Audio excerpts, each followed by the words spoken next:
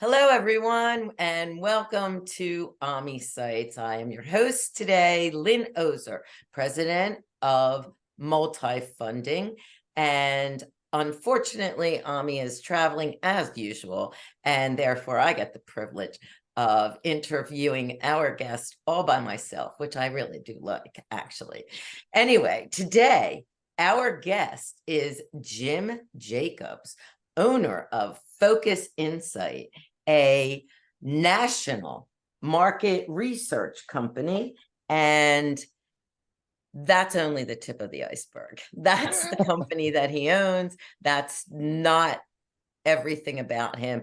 I was amazed at reading your bio, and I think everyone on our podcast will be interested in hearing all about your background, how you got to where you were, and also about all the other things that you do besides running a company, which is pretty impressive. So let's start. How are you today, Jim? I am just excellent. How are you? I'm great. So let's start at the beginning. I know you went to Malvern Prep, and then you went to St. Joe's University, a Philly born and bred individual like myself, but I went to Temple. And You not St. could Joe's. you could have chosen anywhere. Right, I could have. Malvern Prep and St. Joe's is a wonderful pedigree when you're a Philadelphian. So do tell us, when you went to St. Joe's, what were you majoring in and what did you think you were heading out to do? That's a great question. Well, first of all, it's a privilege to be here. So thank you, Lynn. And my man Ami traveling as he always is, but that's okay. Absolutely fantastic. So what did I major in at St. Joe's? It's funny you said that. So I majored in marketing, not Yeah. knowing if I was going into marketing or I just basically wanted general business, to be honest with you. I grew up. My dad was a Philly cop, so we didn't really have any business people in the family. Most of the people worked for the government. And my Mhm. grandparents were immigrants to this country. So it was very much, the South Philly work ethic and whatnot. So I just knew I wanted to do something in business and business related. And St. Joe's was great university and it was close by, and that and I could still work at TGI Fridays while putting myself through. So that I read that in your bio and I thought, boy, I hung out there a lot, but I'm too old for you. So, I thought, well, was he my waiter? But no, no, no, no. You were still at Malvern Prep. uh, who knows. So Anyway, so there you were, majoring in business and marketing. And what did you do when you first got out of college?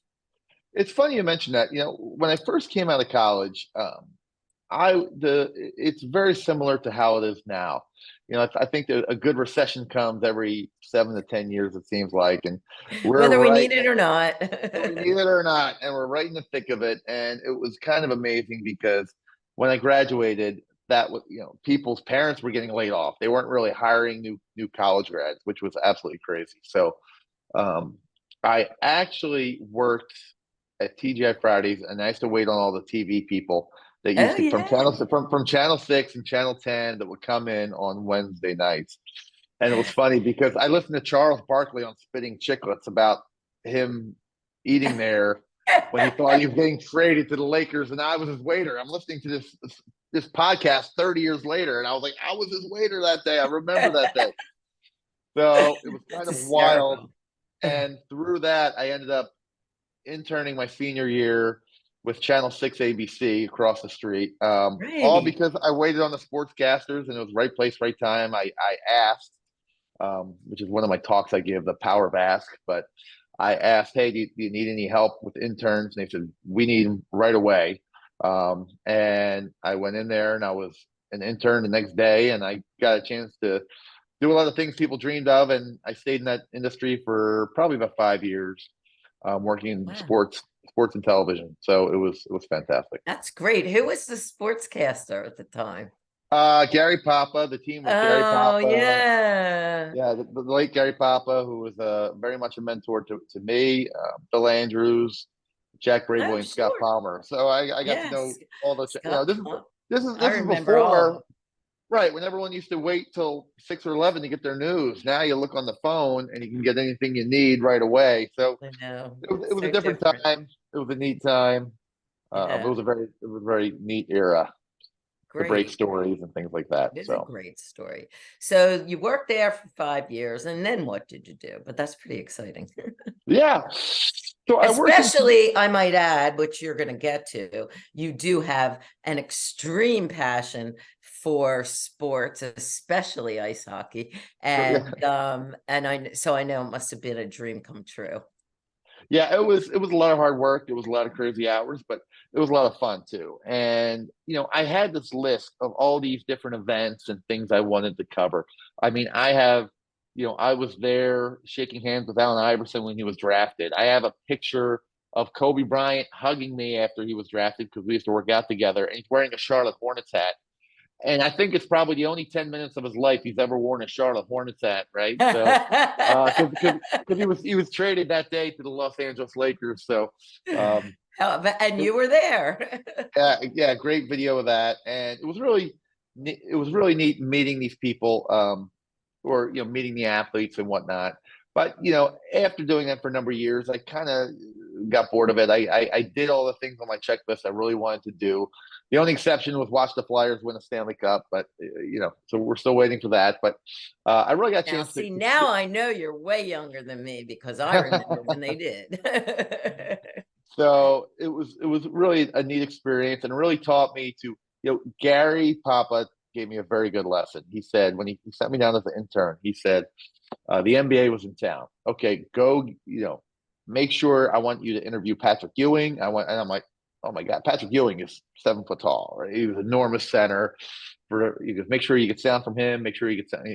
If you don't get the sound, don't come back. And I'm an intern. I am like, holy moly! I think I was 20 or maybe 21 years old. I think I was 20 years old, and I was like, holy Leo, this is my shot. I'm in here. I have this internship. Last week I'm waiting tables. This week I'm going to go interview Patrick Ewing. All because I asked a question. If do you need help? So it was really neat, and I went and got the interview with Patrick, and I wasn't afraid to ask hard questions or ask you because I knew like I wasn't allowed back unless I got what they needed. So that But you lesson just alone, said asking hard questions, and you do a podcast on it. That doesn't come easily to a lot of people, no, being no, able no, to do that. So, any advice on how to do that? Ask hard questions as a no. young kid, go up to Patrick Ewing and get sound. It's funny you say that. Every expert was once a beginner in anything. So people come to me and they say, "Oh wow, you're such a natural born speaker," and I laugh because I was so frightened to publicly speak. Now I can do it; it's really not a problem. But it's Mhm. just repetition is the mother of skill, right? So the more you ask, the more you cold call. It was always like when I got into sales, and this is kind of an aside, but when I got into sales, I I just thought, hey, people like you and they buy from you. But I learned there's a process to it. For every 100 calls you make, you may get 10 appointments. For 10 appointments, you may get 5 proposals. For 5 proposals, you may get 1 sale. So I just always knew it was like, okay, great. And we would have like a little check mark. So okay, see that? You just made $100. You just made $100. I'm like, how do I make $100? Well, by the time you get down to here, you'll make 5,000. And sure enough, when I got there, he was pretty much he was pretty right. I would pretty much make $5,000 by the time I got through my 200 calls, cold calls, right? So I was like, okay, that stuck with me till today. So to Right. me, it's asking hard questions. It's such a great time because when we grew up, we never had internet. We never had. I mean, the world's information is at your fingers, and anything you can look up, and within 8 hours, you'll spend one Saturday afternoon or Sunday afternoon and sit there and YouTube and Google and Chat GPT for 8 hours, and you'll have more expertise than 99% of the population out there. So to me, especially now, it's really a matter of smart hustling to get where you want to get to because people are just entitled and they're not as hungry, I think, as used to be. Interesting. That is interesting. So let's hop back to where we were, and you were ready to do something different. And then what was the next step um, to working towards becoming an entrepreneur? I've always been the guy who has been an entrepreneur in some way, shape, or form. Meaning, I was always the kid who, went out there and shoveled snow. I was the kid who had the paper route. So I would always have some sort of job or some sort of side hustle, and it was really great. It was really invaluable. Even working at the restaurant. I loved working at the restaurant because, okay, I can be the shift leader and get tables 10, 11, and 20 and 21. And then I'll cut the staff early and then I'll pick up the extra tables. And then I'll volunteer for this extra and I'll get even more tables and I would make more money at the end of the day. So it was kind of neat because I'm kind of paying the bills in college and I always had money. And back then money was like green paper, right? Because you're you're getting everything in tips and it Right, was yeah, right. right. So you always had green paper in the shoebox of green paper money, as opposed to now it's Not I like mean that. look, if I gave you $100 of cash and and I gave you a debit card of $100 I guarantee you that debit card will be cleared out much quicker than you would the actual cash. You just spend less with cash, and those were neat Watching days. I'm it sorry. go. Yeah. So I think I'm going off on a little bit of a tangent here, but Okay. yeah, I'm sorry. Go But ahead. but getting back to where when you decided, you've always been an entrepreneur, and after, when Oh did you yes. actually, you know, own your own business to begin with? Yeah. So I worked in I wanted to get some sales experience. I worked in sales, and then I worked at MCI WorldCom for a few years, and Mhm. that that company went under in a huge accounting scandal, Oh yeah, and remember that. I sat there and I worked on this big pipeline of stuff, and it all went away like that. Not due to me. I mean, it was front page of the Wall Street Journal about Yes, it the was. accounting scandal. So that was the end of that. And I watched a guy who was encouraged to put all his retirement savings into the company stock, which was now worthless. And I was reading a book, Rich Dad Poor Dad, at the time, and I became a voracious reader of books, and that was one of my favorite ones. So I had bought and owned a couple pieces of real estate at that time. So I decided to go into real estate full time, buying and renovating properties, and then brokering commercial deals. So, at the height, I think I owned about 14 different properties. So at Wow. the same time, which was, for someone in their late 20s, early 30s, it was a lot. There was always something going on. But, you talk about, you know, when you own one property, it's like, okay, sometimes some stuff goes wrong. If you own 14 properties, everything's always going wrong. There's always something, there's always this. So, which was great because it was easier to own 14 than it was one. And meaning, when you scaled, you had systems and processes in place to allow you to scale even further.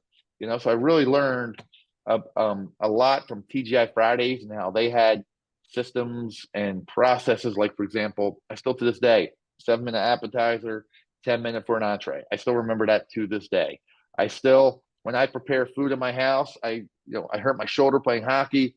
I worked as an expediter, which meant I would put all the stuff on the food to make the plate look really appetizing, like the commercial. And I had to Yeah. take coursework. I had to take coursework for that. They had to put it in VHS cassettes, and I would have to take a test. So now everything in my business as an entrepreneur moving forward, I remember all that because that's the whole point of a business, right? Scalable, repeatable, and something where you don't have to be involved every single day in every decision because then the business owns you. So, That's a um, good point, right? And the goal, I know if Ami was here, his goal is always trying to get himself fired from right. being a CEO. And I've heard him say that to others. So that Yeah. speaks directly to the point you're making. Yeah, for sure. For sure. Right. Yeah. So, Get yourself fired because there's better people who can, or people can operate it better than you can. So, so you're owning 14 properties and you were working alone, or you had employees at that time? no, it was just me. I would I would maybe get some part-time help every now and then. It never seemed to work out because they were part-time and there wasn't recurring revenue. It was I'd work for a big commission in commercial real estate that, maybe I get a big commission for, and then I have to make that last for 3, 4 months while I'm waiting for the next check that was never to be delayed. And ultimately I was busy suing people for funds that I was supposed to receive and never did. And Really? I learned all about the legal system, and it's kind of wild because these people hide behind LLCs and hide behind these different entities, and I'm trying to chase them for money I'm owed. And a lot of those skills really helped me develop this business, the market research business. So it's kind of crazy how the whole thing happened. But our business is we're able to find you respondents for different projects, different focus groups, because consumer insights is such a huge, huge business. I mean, think about it. Absolutely.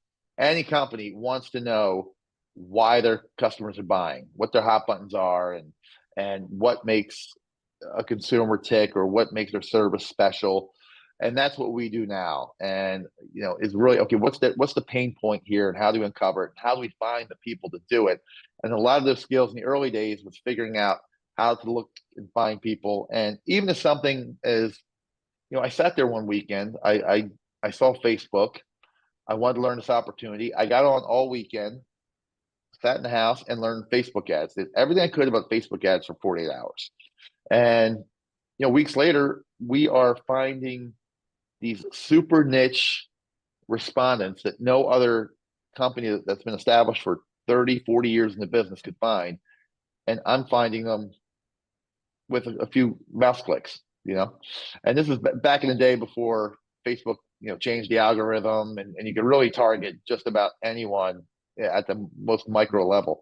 Right. So, it taught me a lot too, is, find a trend and try to be at the beginning of it and try to learn everything you can about it, become an expert in it. So, So what was the impetus exactly to make you flip?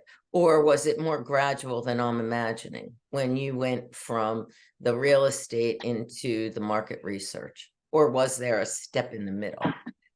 yeah, it was pretty quick actually, because what happened was I had been doing this business and I'd fallen out of love with the real estate business because putting together a deal and I mean, I want you to invite 2 people over for dinner, or invite 4 people over. I want you to host a dinner party. I want you to spend all day cooking a great meal, have them cook the meal, and then all of a sudden you want the leftovers and they take the leftovers home with them, right? And they don't even say thank you, right? Because that's the way it felt with me. I will put together this huge transaction and they go behind or they have lunch on their own, and they always figured out, well, there's a lot of money involved here, so we can get the broker out of the deal. And it's a common problem in the industry. And quite frankly, I just got sick of it. I mean, I was sitting there, I got shafted on the commission, and I'm picking up my kid at the daycare that I'm paying for, and I'm looking at this building, and one of the developers was part of this building that I knew who was not paying me my fee, right? Who I have to Hmm. sue for his fee, and I'm like, well, this is utter insanity to me. So I said, I have to get on the other side of this. So what happened was I'd been coaching a hockey practice. This is how, God honest truth, how I got in the business. I was coaching a hockey practice. A kid trips me, I break my arm. I can't um I can't leave my house. I have my company, Jacobs Realty Group, and I in my arm, I had to get surgery and get a rod put in my arm because my elbow had broken off from my bone. Ugh. So while I'm laid up, I got a phone call to be a member of a focus group on Facebook, like an online study on Facebook about my Facebook habits. So I logged what I did for a week um, online, and then I think I made like $150 or $200, and I was like, what? There could be a real business behind this. So I read everything I could about it, started a side hustle because I literally with a $20 bill because I literally was bedridden. I wasn't allowed to drive. I wasn't allowed to this. So I was working my real estate deals on the phone, and then I was working this business on the phone. So long story short, the people who are getting respondents for they're called for these studies, they kept ordering more and more and passing my name around and wanting to get more and more people. And so I had this pretty big project. It was a large building that we sold that was a daycare, and I had gotten stiffed on the fee, which was substantial. So I had been fighting this and had to hire the attorney and this and that for about, and they dragged it out, and it was about 2 years. Okay, so not only did we not get the fee at settlement when we're supposed to, but now we have to chase the guy for 2 years, with different letters and this and that. And so I did this big project on a medical study on a $3 million piece of equipment for a condition called macular degeneration, which I had never Oh, heard of. oh, I had made I had a friend who was an ophthalmologist who I played hockey with, and I said, "Hey, let's make a deal. I'll give you a referral fee for anyone who meets this criteria." He said, "I just graduated medical school with a bunch of these people, and I know a bunch of these people here." So he gave me a list, and we were the only company that could fill the study. And not only could we fill it, but we were able to get 2 rounds of it.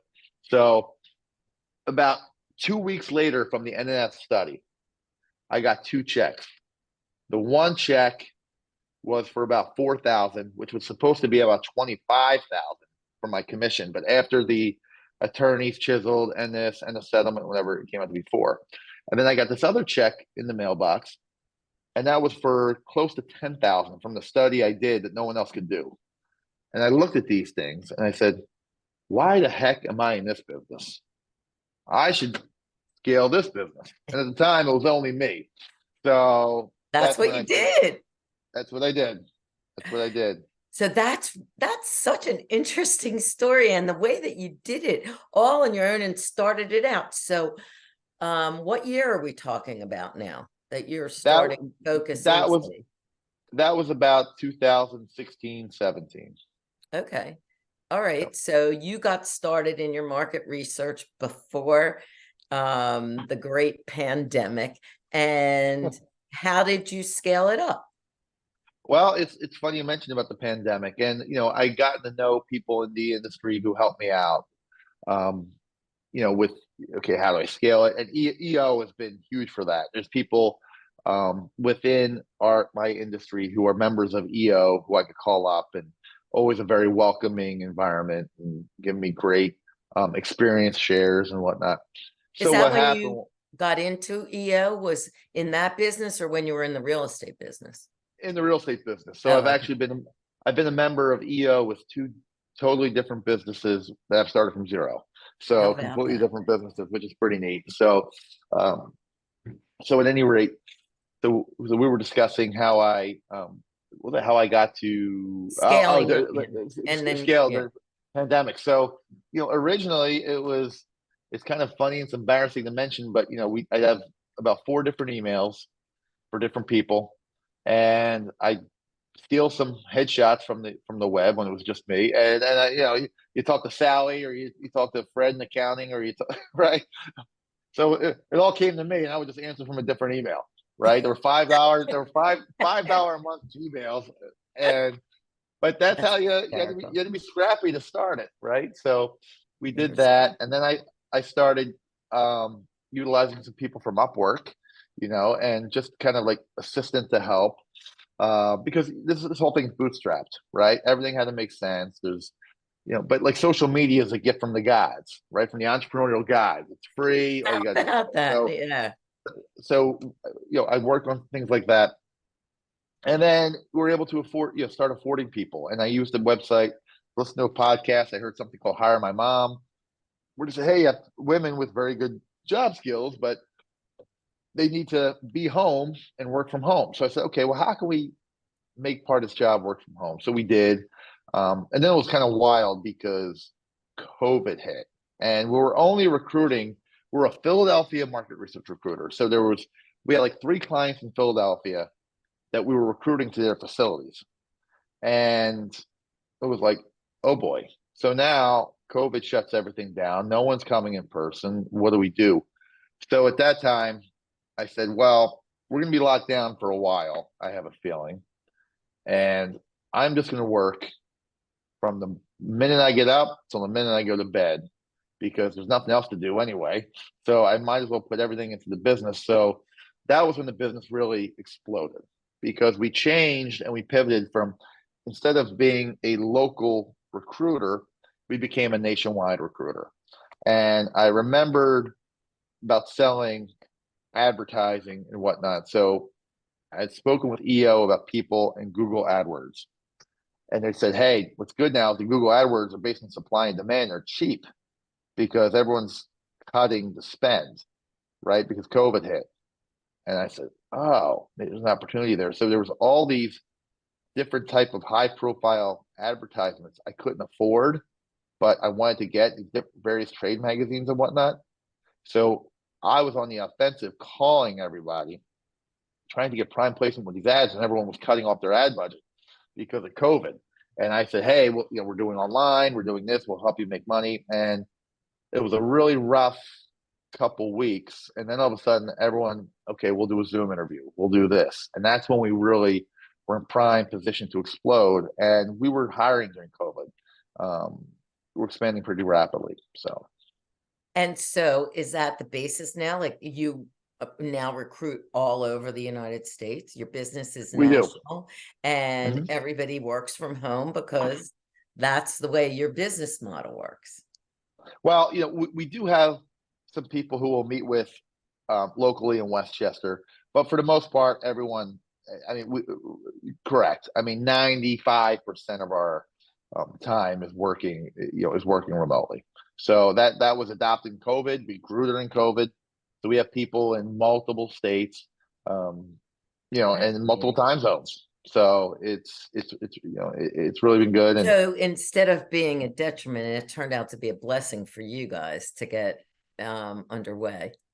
It's great. Well, we made it a blessing. Okay, so we made it a blessing. So there's a lot of great people out there, and there's a lot of great people in remote areas that maybe it does take 20 minutes to get to an office. It does take 30 minutes to get to the office. And guess what? You have to pick up Sally from soccer practice at 4 p.m. But you still want to work, so we offer some of the flexibility to do that. Yeah. So. But let me ask you this, because I would be remiss if we didn't talk about the way that you are giving back to entrepreneurs and also your passion for sports. Are you still coaching? Still coaching. That's great. Actually, right there behind me, that's a painting that was taken from a picture of when we won the Flyers Cup championship for the first time in 16 years in overtime. So, wait, was that when you won as a coach or as a player? That's when I won as a coach, but I won as a player as well. And I've been coaching for about, 25, 30 years now, which is kind of crazy to think about. Right. But it's been a passion of mine, and I'll see guys and we'll meet out for dinner and drinks who I coached in 6th grade, and it boggles my mind, that these guys are in their mid-20s and whatnot. So it's a pretty neat experience as well. That's terrific. And then as far as working for other entrepreneurs and your work through EO, I read that you were in a town hall with Bernie Sanders. Could you tell everybody about that? That sounded really exciting, and you went head to head with him to help small business. Do tell. Do tell. Well, that was wild. I ended up there was, through EO, there was something called Press Pass. So he said, so they asked you what your thoughts were of Donald Trump becoming president of the United States, and would it be good for small business? They wanted to hear from small business owners. So I remember when I worked the assignment desk at Channel 6 Action News. And they never wanted, and when I would, remember I said, get the sound or don't come back. So you might get a 10-minute interview, but what was the most explosive thing that this person said, and put that on, right? Because you only have 3 minutes for sports, and you only might have 20 seconds for basketball. So you have to have a 5 to 10 second clip, whatever, even though you're sitting there for 10 minutes, but that one most explosive clip. So I always remember that. And, so I came out so guns a-blazing about how, this is going to be the best thing that happened since Ronald Reagan. Now, small business, regulation was going to be squashed, and you're going to see businesses explode. And I went in depth on this in USA Today. And the paper was USA Today. You didn't know what the paper was, but it turned out to be USA Today. So next day, I'm featured on the front page of USA Today. And sure enough, I never knew this, but I guess CNN and USA Today are linked. So all of a sudden, someone from CNN called me, um, and they wanted to have me be on the town hall with Paul Ryan. And all of a sudden, I'm talking with the producer who used to be a reporter in Nebraska, and a friend of mine, Peter Thompson, was a sports reporter in Nebraska. So I said, "Hey, do you know Peter Thompson?" She goes, "Oh my God, I know the name." I said, "You work for KDOH," and she said, "Oh," I said, "This is what you do now." She goes, "Oh, I was a reporter, but I work from home because I got pregnant and have a child, and I moved back home to California, and I'm booking town hall meetings." And she said, "And I'm booking Bernie Sanders next." I said, "Oh my God, don't get me started on that guy." And she goes, "What do you mean?" I go, I said, "This company was founded on capitalism, okay, not socialism. It's never worked anywhere." I said, my father, my father was a Vietnam veteran. My grandparents were immigrants to this country. I put myself through college. Now this guy's telling me I got to put everyone else's kids through college. This is utterly insane. This guy's never had a payroll, signed a paycheck. So I went off, and she had a few other producers call me, and before you know it, I'm on with not Paul Ryan, I'm on with Bernie Sanders. And I wasn't on the end of the show, and maybe I'd ask a question. It became I was there in the front row, and they called me that day, and they're going over the questions for me to ask, and I told them, and as you can tell, I get very animated when I tell certain stories. It's just me. It's just me. So I got up there, and I've had this conversation a million times about taxes and this because for everything, when you payroll, it's 12.5% payroll tax, and then you're paying this. I mean, the amount of taxes you pay are ungodly, and all they want to do is raise taxes. And it's like, well, this is how jobs are created. The more tax we pay, the less people we can hire. And why don't you allow us to hire more people? And you're taxing the paychecks anyway, and you'll make taxes that way. But trying to explain this to people who've never managed a payroll can be a challenge. So anyhow, I go in there. They got me.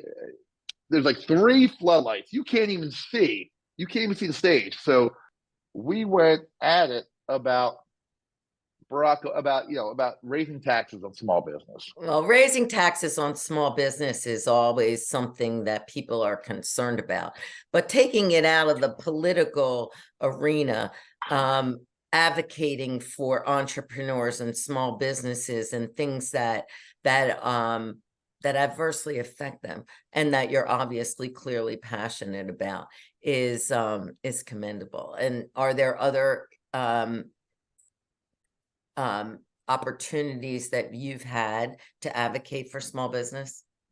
Well, it's funny you say that. Like one of the things I'm getting involved in is helping coach, entrepreneurs.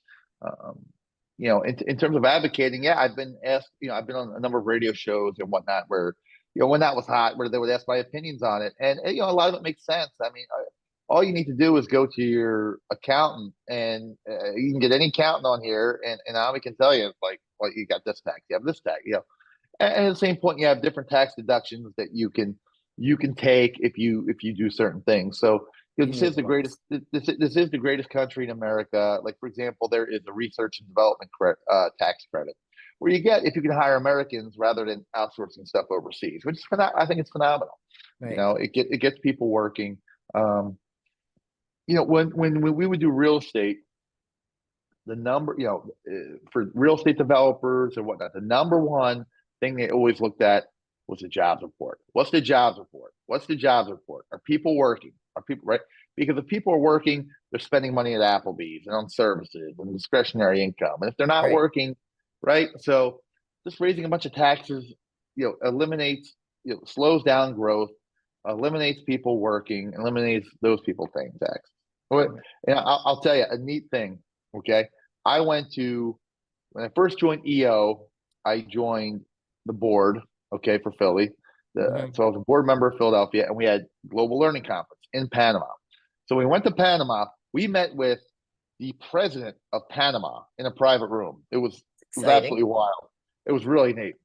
So we met with the president of the country, and he had gotten his claim to fame was he built a bunch of supermarkets, and he owned a huge supermarket chain in Panama Mm. or South America. And he came to us and he said, "You know what?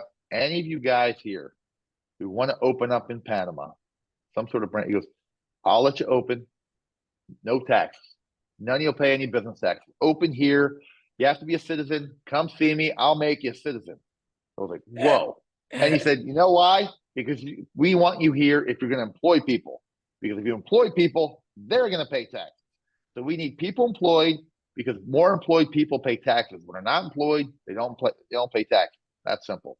Yeah. So so that's always stuck with me. And And how yeah, many so people do you employ at this point? well, we at our peak we were about 40. Mhm. So which was starting from zero, Pretty bootstrapping it good. up. Yeah. That Right. was a lot. So Yeah.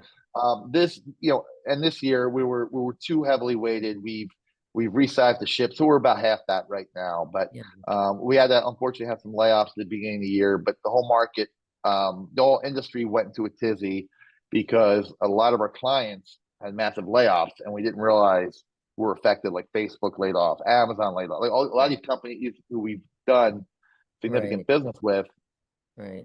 had massive layoffs all year, where a lot of budgets were frozen, and so therefore it kind of rolled downhill, unfortunately.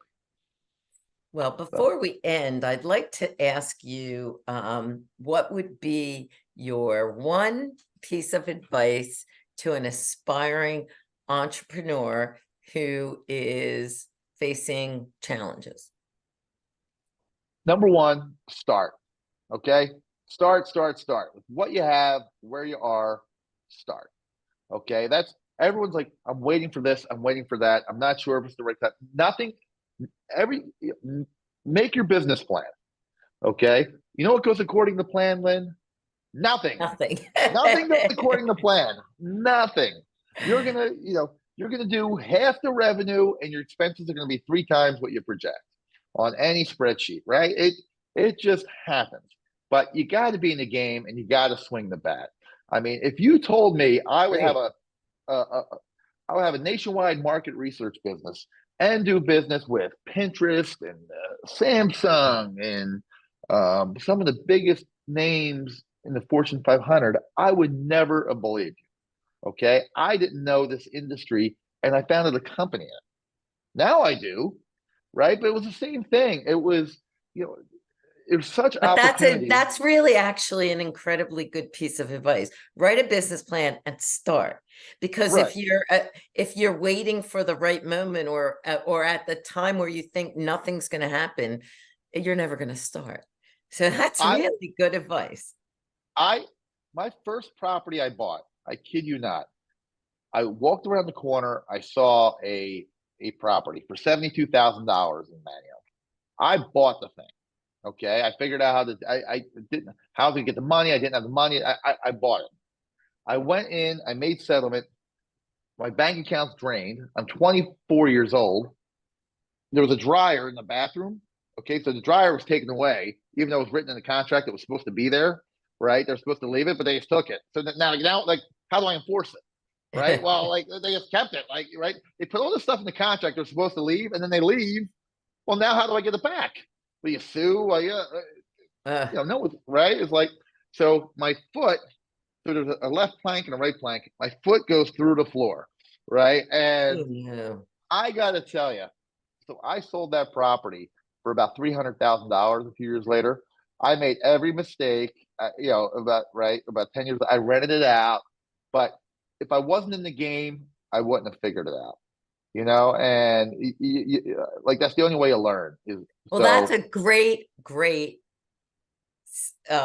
to leave this conversation.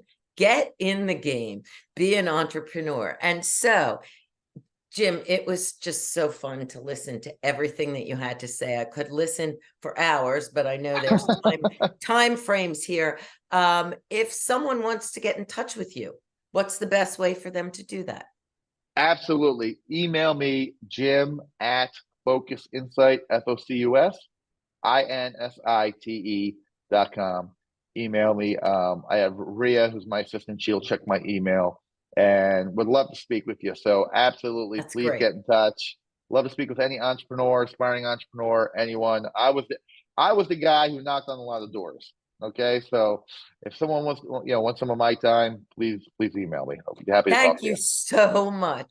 This was so upbeat and so fun. I really love hearing your story, and you're welcome back on our podcast anytime. I Thanks, love it. Jim. I love it, Lynn. Thank you. Thank you so much. Nice to meet you.